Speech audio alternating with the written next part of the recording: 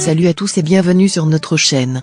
Les premiers symptômes du sida peuvent mettre des années à apparaître après la transmission de la MST, maladie sexuellement transmissible. En revanche, les symptômes de la primo-infection se manifestent beaucoup plus tôt. Le sida, 4 lettres pour désigner le syndrome de l'immunodéficience acquise dont le responsable est un virus qui ravage les défenses immunitaires de son hôte. Bien que les médicaments antirétroviraux existent, ils ne permettent pas de détruire le virus du sida, VIH. Connaître les modes de transmission de cette maladie mortelle, c'est prévenir une contagion dramatique.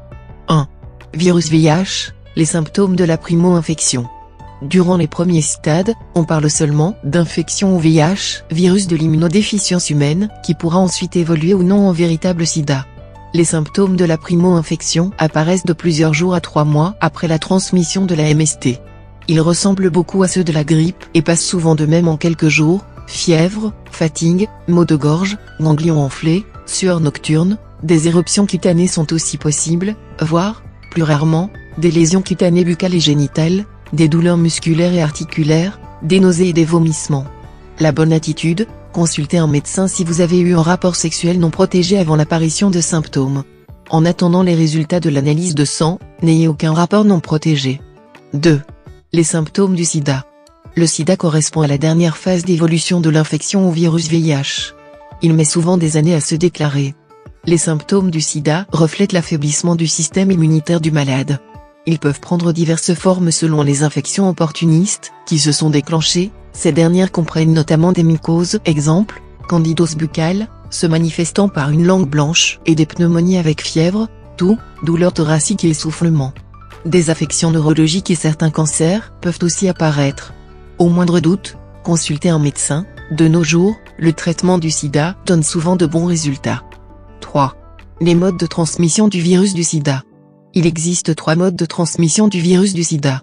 La transmission sexuelle est certainement la plus connue. C'est aussi la plus grande cause de contagion du virus. Les sécrétions sexuelles vaginales ou le sperme sont le véhicule du virus. Le VIH, ou HIV, contamine alors les muqueuses, qu'elles soient vaginales, péniennes, anales ou buccales. La transmission sanguine correspond aux échanges de seringues chez les toxicomanes, à la transfusion de poches de sang, mais aussi aux accidents d'exposition au sang des professionnels de santé. Tatouages et piercings sont, à défaut de désinfection efficace, des causes possibles de transmission sanguine. Enfin, la transmission de la femme enceinte à son fœtus est maximale à l'approche et pendant l'accouchement. 4. Le virus peut aussi passer par le lait maternel. Les moyens de prévention contre la transmission du sida. Le préservatif est l'unique rempart qui puisse contrecarrer la transmission du sida. Le port du préservatif ne peut se soustraire à aucune pratique intime. La distribution par des organismes associatifs et par les pharmaciens de matériel à usage unique pour l'administration injectable des drogues permet d'enrayer la contamination sanguine.